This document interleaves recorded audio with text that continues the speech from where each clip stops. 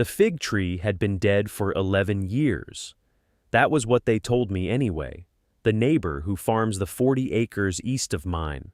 The man from the county extension office who stopped by that first October. The woman at the feed store in Calvert who asked how I was getting on with my grandfather's place, and then answered her own question before I could open my mouth. That fig tree of his never did recover, she said. Not since the hard freeze in 2013. You'll want to take it down before it falls on something. I had arrived at the farm on a Thursday in late September 2024, 2 weeks after the lawyer's letter, 3 weeks after the funeral, with everything I owned in the back of a 2009 Ford Ranger that had belonged to my grandfather and now, along with 34 acres in Boone County, Indiana, belonged to me. I was 19 years old. I did not know how to run a farm. What I knew was that every adult in my life had an opinion about what I should do with it, and none of those opinions involved staying. The tree stood in the southwest corner of the kitchen garden, about 60 feet from the back porch. It was old. My grandfather had planted it in 1987, the year my mother was born, and he'd babied it through Indiana winters, with burlap wrapping and cold frames, and mulch piled a foot deep at its roots every November. It was a brown turkey fig, a variety that has no business growing this far north, which was maybe why he loved it. My grandfather had a preference for things that persisted where they weren't supposed to. The trunk split about 4 feet up into 3 main branches, each one roughly the diameter of my wrist. The bark had gone pale and dry. The wood, when I pressed my thumbnail into it in that first week, showed no green underneath, only a dry white chalk that flaked away. 2 of the 3 branches snapped cleanly when I bent them. I left the third one alone, though I couldn't have said why. I had other problems. The north barn had a section of roof that had come down in a July storm and not been repaired. The well pump was making a sound it shouldn't make. There were 11 bourbon red turkeys, and a rooster named after a president that I was reasonably certain hated me specifically.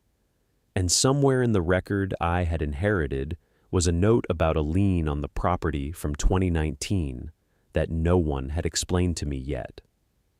The fig tree was the least of my concerns, but every morning I carried my coffee out to the back porch, and I stood there in the gray October light, and I looked at it. The pale trunk, the dead branches, the third branch I hadn't broken, still holding its position against the sky. I kept thinking I was missing something. The lien came first. That was the order I had to work in. I drove into Marvel on a Tuesday morning, the second week of October, with the folder my grandfather's lawyer had mailed me. A manila envelope that had arrived on a Saturday, which felt like a specific kind of unkindness. The office was on Clement Street, above the insurance agency, and the man who had handled my grandfather's affairs for 19 years was not unkind, exactly. He was careful. He said words slowly and watched my face while he said them, the way people do when they are deciding how much they believe you understand. The lien was from a company called Sutton Agricultural Credit, out of Fort Smith, $11,200, filed in March of 2019, secured against the north parcel, the 14 acres with the hay ground and the old equipment shed. My grandfather had taken a short-term operating loan and made 2 payments. Then he hadn't made any more. The lawyer's folder contained a letter from Sutton dated August 2022, 3 months before my grandfather died, requesting contact. There was no reply in the folder. I asked if the property could be sold with the lien attached. The lawyer said it could not be cleanly transferred without it being resolved. I asked what resolved meant, in terms of numbers and timeline. He told me. The interest had accumulated. We were closer to 14,000 now. I had until the end of January, before Sutton could initiate proceedings on the parcel. I thanked him. I drove back on the county road with both hands on the wheel of my grandfather's 2004 F25, which had 187,000 miles on it, and a driver's side window that only rolled down, never back up, so I drove in October with cold air coming in at my left shoulder the entire 40 minutes home. That afternoon, I went into the small room off the kitchen that my grandfather had used as an office. It smelled like pencil shavings and something older, machine oil maybe, or just years. There were 3 metal filing cabinets against the wall, each one labeled in masking tape, with a date range in handwriting I recognized. I had not opened them yet. I had been afraid of what the numbers would look like laid out in sequence. I opened the middle one first. The drawer stuck, then gave. Inside were hanging files, each folder labeled in the same hand. Bank statements, feed receipts, equipment logs, tax returns going back to 1987. And behind all of it, pushed to the very back of the drawer, as if it had been moved there deliberately, a brown accordion file, thicker than the others, with nothing written on the outside. I pulled it out and set it on the desk. Through the window above the desk, if I looked at the right angle, I could see the back corner of the yard. The fig tree, the pale trunk, the one remaining branch still upright against the gray sky. I opened the accordion file. The accordion file held layers, not the organized kind, not hanging folders with labels, but loose papers stacked in rough chronological order, the way someone files things when they mean to sort them properly and never do. The top layer was receipts, feed store invoices from a supplier called Harmon & Dale out of Macon County, dated 1991 through 1994. Below that, a cluster of letters on thin paper, the kind that crinkles when you handle it. Below that, something else, a spiral-bound notebook, smaller than a standard notepad, its cover warped as if it had once gotten wet and dried slowly. I set the notebook aside and looked at the letters first. They were not in envelopes. They had been folded and refolded until the creases were soft as fabric, then stacked together with a rubber band that broke the moment I touched it. The handwriting on each was different from my grandfather's, smaller, more deliberate, the letters pressed hard into the page. The signature at the bottom of the first one was a woman's name I didn't recognize. I read the date at the top, March 14th, 1962. She was writing about the fig tree, not in a dramatic way. She was writing about it the way someone writes about a sick animal, carefully, practically, with the specific frustration of someone who has tried everything reasonable. The tree had not fruited in 3 years. She had asked a man named Pruitt, the county extension agent, I gathered from the context, and he had told her the soil was too alkaline. She had acidified it. Nothing. She had asked the nursery on Route 9, and they told her to give up on it, that some trees go barren and stay that way. She had written those words down, give up on it, and underlined them once, lightly, as if she was not sure yet whether she was angry or resigned. Then in the margin, in pencil rather than ink, she had added something later. The pencil was faded enough that I had to angle the page toward the window light to read it. Pruning was wrong all along. Cut back nothing but the dead. Let her decide. I sat with that for a moment. The second letter was dated August of the same year. It was shorter, only half a page, and the handwriting was looser, faster. She was writing about a swelling she had noticed on the main trunk. Not a wound, not rot, but something purposeful looking, a thickening just below the first major branch. She described it the way you describe a thing you don't want to jinx by naming too directly. I reached for the small spiral notebook and opened it to the first page. At the top, in the same woman's hand, were 2 lines. What the tree needs, the tree will show you. What you need to know, it already knows. I set the spiral notebook down on the workbench and looked out the small window above it. The fig tree was visible from there, barely, just the upper crown clearing the fence line, and the morning light was hitting it sideways, the way it does in October in this part of Wisconsin, low and pale and coming in at an angle that makes everything look older than it is. The swelling she had written about. I needed to see it. I left the letters on the workbench, tucked under a coffee can so the draft from the door wouldn't take them, and walked out across the yard. The ground was soft from 2 days of rain. My boots sank a half-inch with each step, leaving clean impressions in the dark soil that filled slowly with water behind me. 42 feet, roughly. I had paced it once before, from the back door of the tool shed to the base of the fig tree. I had walked it so many times that fall I had worn a faint path in the grass. I circled the trunk slowly, starting on the north side. She had described it as being just below the first major branch and on the east-facing side. I found it within 30 seconds of starting to look.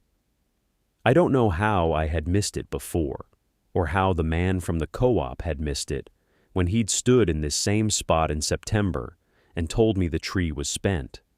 It was not subtle.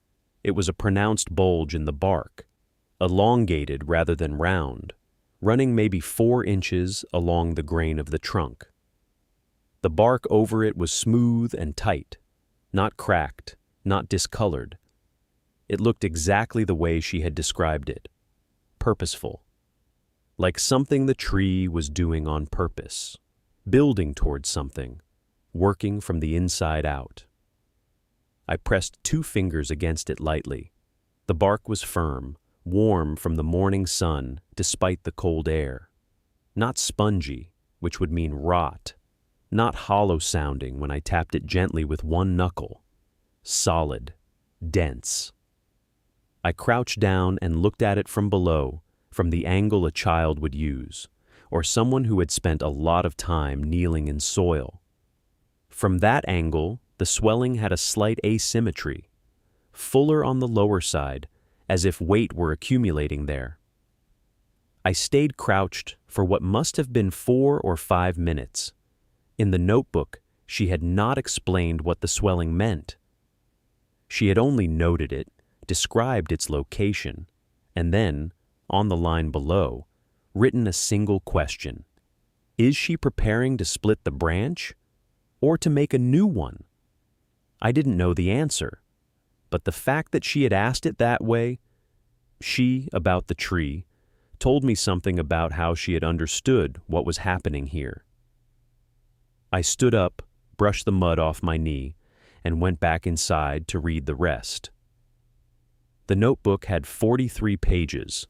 I had read the first 11 the night before, standing at the kitchen counter with my coat still on, not willing to sit down yet, as if sitting down meant I had already decided something. Now I carried it to the table, poured coffee I wouldn't finish, and started at page 12. Her handwriting shifted depending on the season. I had figured that out from the dates. Early spring entries were cramped and fast, like she was writing between tasks, squeezing words into whatever margin the day allowed. Summer entries opened up, the letters rounder, more considered. The November pages were slower still, each word sitting at a careful distance from the next, as if she had all the time in the world and knew it. Page 12 was dated November 4th, a Thursday, no year given. She had written it in that slow November hand. 3rd season with the tree. She has not fruited. I have stopped expecting her to, and started watching instead. There is a difference. Expecting is a kind of pressure. Watching is a kind of company. I read that twice. Below it, 2 inches of blank space, then a new entry. Same day, she must have come back to it. I found the old Italian name for this variety in the extension pamphlet from the county office. Verdone di Puglia, green of Puglia, a region in the south. She came a long way to get here. Maybe that accounts for something. I set the cup down. Outside, the wind had picked up, and I could hear it working along the edge of the barn roof. That low whistle that meant the flashing was loose again. I made a note on the pad by the stove. Check north flashing, bring caulk, and went back to the notebook. She had pressed something between pages 14 and 15. I almost missed it. A thin, translucent thing, dry and papery, roughly the size of a thumbnail. I held it up to the window light. A fig skin, not a dried fruit, just the outer skin of one, pressed flat.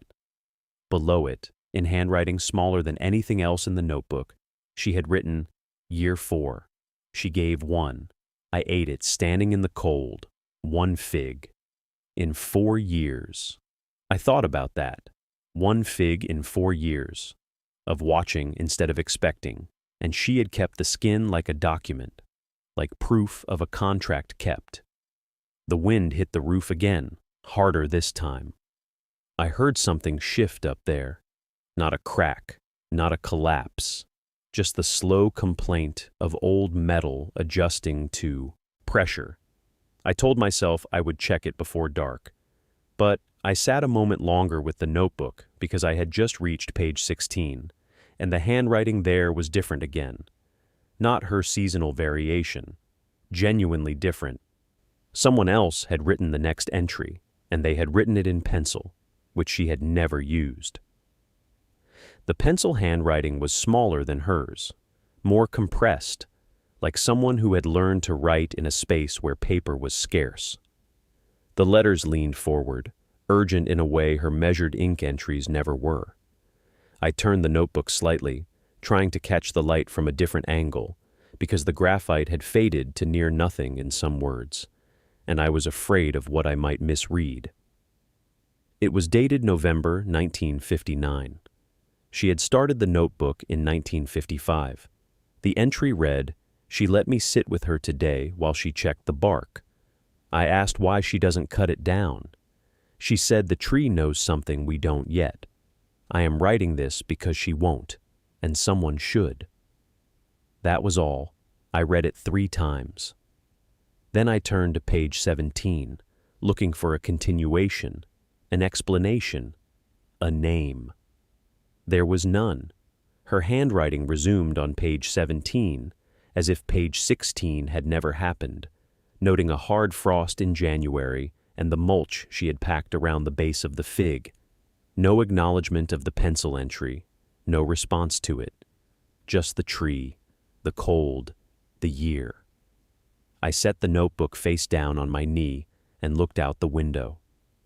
The fig tree was visible from where I sat, the kitchen window framing it against the gray sky.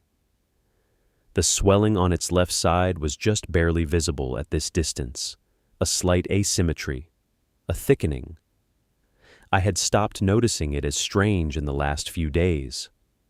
It had started to look like it belonged there, like a knot in a floorboard. You stop stepping around because it becomes part of the floor. Someone had been with her during those years. Someone younger, maybe, or just less inclined to keep their own notebook. Someone who found the only blank space available and used it. 1 entry. November 1959. She won't write this, so someone should. I thought about what that meant, to watch someone do something careful and slow, and say, this deserves a record. To not have your own pages, so you borrow one. The wind pushed against the house again.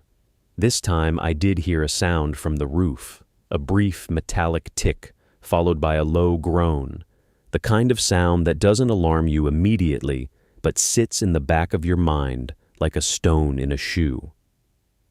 I marked page 16 with a strip of paper torn from the feed receipt, still in my jacket pocket, and I set the notebook on the table. I pulled on my barn coat, her barn coat technically, the olive canvas one with the broken zipper she had repaired with a safety pin that I had never replaced, and went to the door. The tree was the first thing I looked at when I stepped outside. Old habit already, after only 11 days. The swelling was there, unchanged, patient. The roof sound had come from the south corner. I was almost certain of that. I stood on the porch steps and looked up, but the angle was wrong, and the overhang blocked what I needed to see. I went back inside for the flashlight, the good one with the rubber grip that had been hanging on the nail by the back door since before I could remember, and I went around the side of the house through the wet grass. The corner looked fine from below.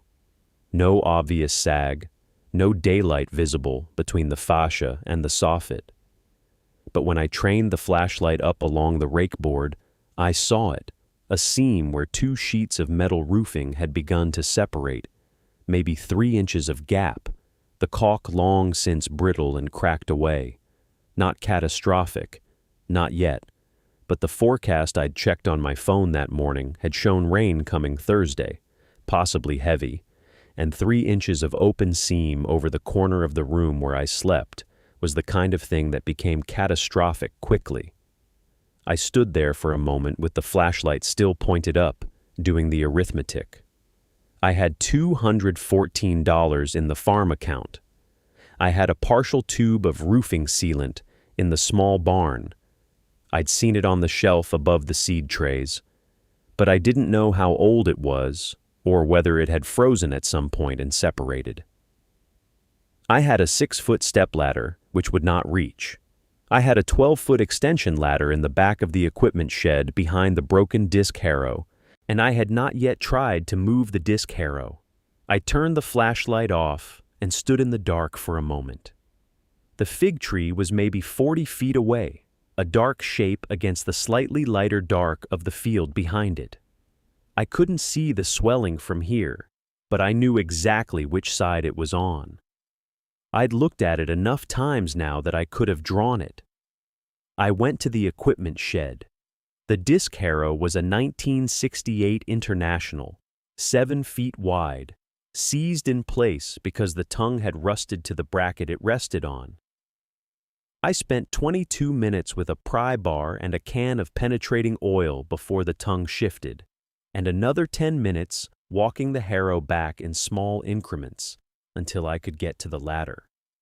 I carried it out into the yard. Aluminum, extension type, the kind with the rope and pulley, stamped with a weight rating that had mostly worn away. I extended it against the side of the house and tested the feet in the soft ground. Thursday was 3 days away. If the sealant in the shed was still good, I could fix the seam myself. If it wasn't, I needed to make a call I didn't want to make. To the neighbor one place east, the one who had already told me, twice, that he knew a buyer. The sealant was in the third cabinet from the left, behind a half-empty jug of hydraulic fluid and a box of fence staples. It was a product called Carnac 19 in a black quart can with a lid that had been pressed down with a rubber mallet at some point. I could see the dent marks around the rim. The can was cold from the shed's overnight air. I turned it over, looking for a date. There wasn't a printed one, but someone had written in black marker on the bottom. April 1987. 37 years. I set it on the workbench and found a flathead screwdriver to pry the lid. The can resisted, then gave with a sound like a seal breaking on a jar. I looked inside. The surface had skinned over, a dark film maybe 1/8 of an inch thick. I pressed a finger to the edge of it. The skin gave, and below it, the material was still soft, still tacky, still black. I pressed deeper, past the knuckle. It clung. I pulled my finger out and wiped it on the rag hanging from the bench nail. The sealant was good. What that meant was I wouldn't have to call the neighbor one place east. What it also meant was I had 3 days to find a way up to that seam safely, because the ladder I'd pulled from behind the disc harrow was a 30-footer, and the roof peak was easily 32. I stood in the yard in the flat September light and looked up at the farmhouse. The east wall was the problem. The grade dropped away from the foundation on that side, which added effective height. I'd need someone to foot the ladder. I'd need to be up there in dry conditions, with both hands free, and the can hooked to my belt somehow, or set in a shingle pocket. I'd have to improvise. I stood there long enough that one of the hens came around the corner and stood near my boot, watching what I was watching. The hens had been doing that lately, following me from task to task in the mornings, as though they were cataloging my decisions.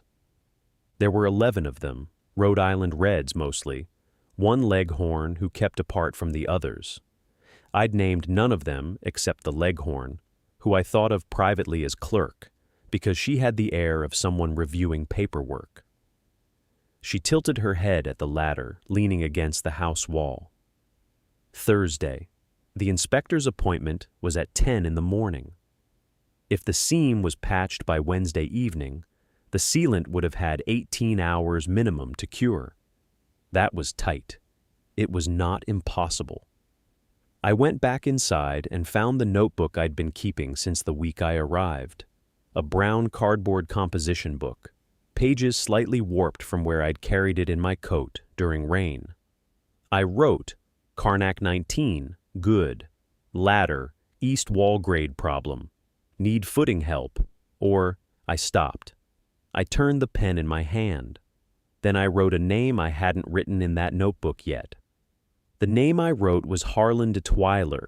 He was 73 years old and had farmed the 40 acres immediately east of mine for most of his adult life.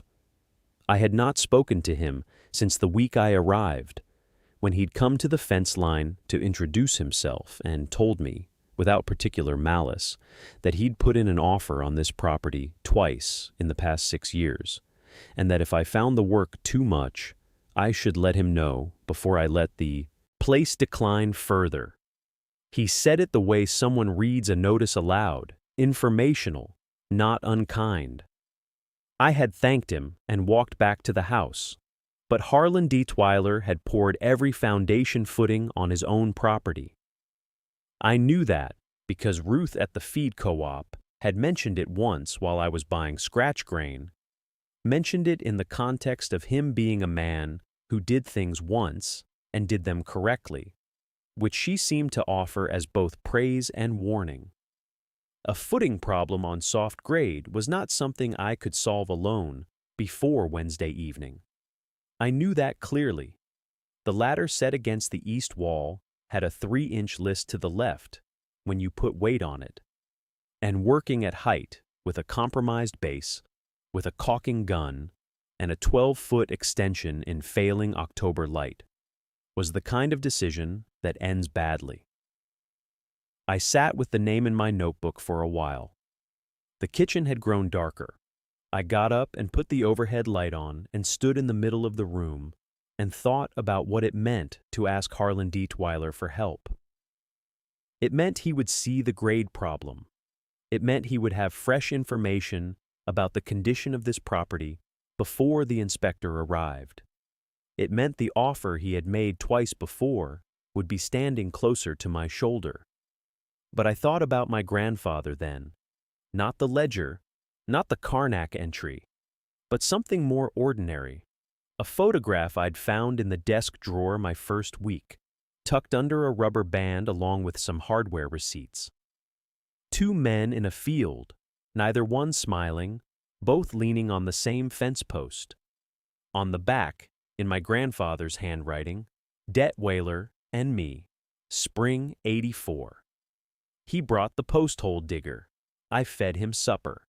I read that line again in my head. He brought the post hole digger. I fed him supper. It was not a complicated accounting. It was just what two men who lived near each other did. Once, in a spring I had not been alive to see. I closed the notebook.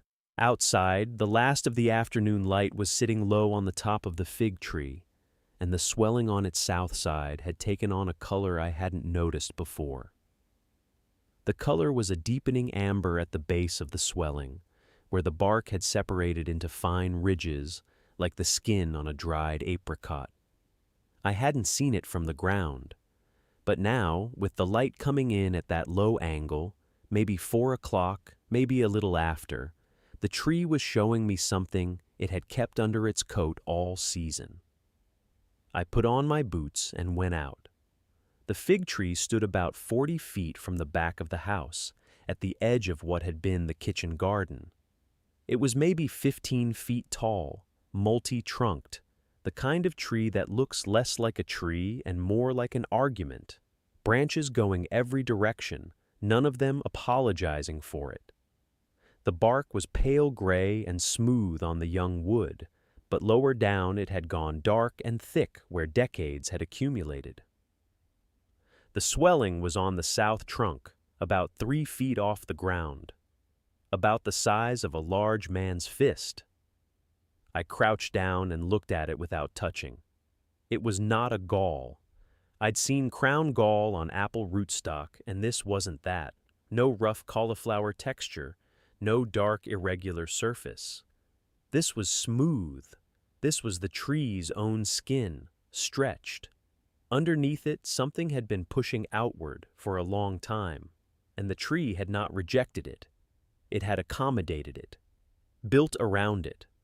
I pressed the ball of my thumb against the swelling, very gently. It gave slightly, not soft like rot, more like pressure contained, like something that had been slowly inflating over years. I went back inside and found the tree book my grandfather had left on the shelf above the wood stove, a battered USDA publication from 1971 with a cracked spine and handwritten notes in the margins.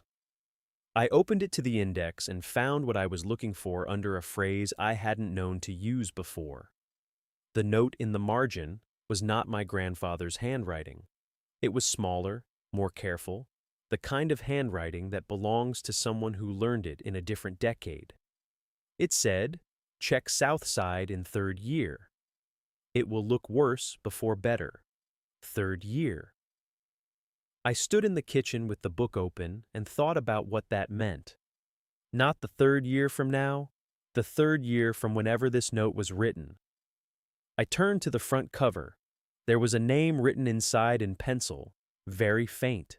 Not my grandfather's name. A woman's name. Someone who had owned this book before he did, and had written a note in the margin that had waited there for however many years it took for me to crouch in front of that tree on a Thursday afternoon in late October. I brought the book to the table. The name inside the cover was written in pencil so faint I had to angle the book toward the window to read it clearly. 2 words. A first name I recognized as old-fashioned, the kind that belonged to women born in the 1910s and 1920s, and a last name that was not my grandfather's, but that I had seen somewhere before without knowing where. I sat with that for a while. The kitchen was quiet except for the wind working at the corner of the eave above the back door, that low, persistent whistle that meant the caulking had failed again, and I needed to get up there before the first hard freeze. The wood stove ticked as it cooled. I turned pages. The book was dense with agricultural extension language, drought tolerance ratings, soil pH charts, cold hardiness zones, and whoever had owned it before my grandfather had read it the way I read things, which is to say she had argued with it. There were check marks in the margins next to passages she agreed with, and small, sharp lines through sentences she didn't. One paragraph about fig cultivation in cold climates had been underlined twice and annotated with a single word. Exactly. Another passage recommending full removal of unproductive trees had a question mark so hard it had nearly torn the paper. Near the back, tucked between the last 2 pages, was a folded piece of paper. Not a letter, too short for that. A list written in that same small, careful hand. 7 items. 6 of them were practical, mineral content of the lower field. A note about the drainage tile installed in 1954, the name of a seed supplier 3 counties east, a reminder about the well casing. But the 7th item was different from the others. It said simply, "The fig was my mother's. Plant it where it can lean against the south wall. It takes what it needs from the stone." I read that line 3 times. I looked out the kitchen window toward the barn. I couldn't see the tree from here.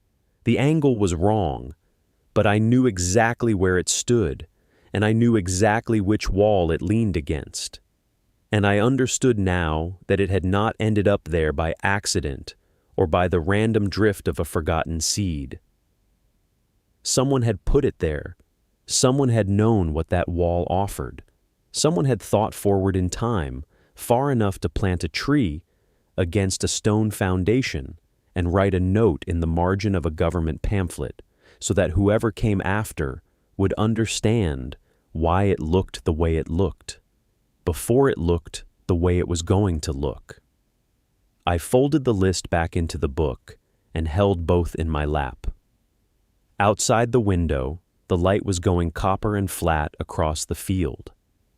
I sat with the book in my lap until the copper light went gray. Then I got up, pulled on my grandfather's coat from the hook by the back door, and walked out across the yard to the south wall of the barn. The ground was cold under my boots. The fig stood exactly where it had always stood, its trunk leaning into the stone at an angle that had always looked careless to me, like something that grew crooked because nobody corrected it in time. I understood now that the lean was deliberate, that it was the whole point. I put my palm flat against the bark. It was warmer than the air. The stone behind it held the day's thin October sun the way a cast iron pan holds heat after the burner goes off. Slowly, stubbornly, longer than it has any right to. My grandmother's mother had known that. She had stood in this same yard in some year before my grandmother was born, and she had pressed her hand against this same wall and thought, "Here." She had carried a cutting or a seedling wrapped in wet cloth, and she had planted it where the cold couldn't find it as easily, where the wall would do what walls are good for. I thought about how long that is, to plant something for a person you will never meet, in a season you will never see, and trust that the land will hold the instruction until it's needed. The fig was mine now. The swelling on the side had softened in the past 2 weeks, not disappeared, but matured into something that felt, when I pressed it gently, like a promise getting ready to keep itself. I didn't know if it would fruit by spring, maybe next fall, maybe the fall after that. I had learned in 11 months on this farm that the land doesn't move on your schedule. It moves on its own, and if you're patient and paying attention, you get to be there when it arrives. That's what I want to leave you with. If you have been told you're too young, too new, too soft for something, check the south wall. Check the margins of the old books. Check the drawer in the kitchen that nobody has opened in 40 years. The people who came before you left instructions. They left them in carved initials, in bent fence wire, in a fig tree planted at a particular angle against a particular stone. They didn't leave them for the person who was going to sell the place. They left them for you. I'm still here, still learning what this land was trying to tell me before I knew enough to listen. If something in this story reminded you of your own, I'd like to hear it in the comments. And if you want to follow along, I'll be here when the fig finally opens.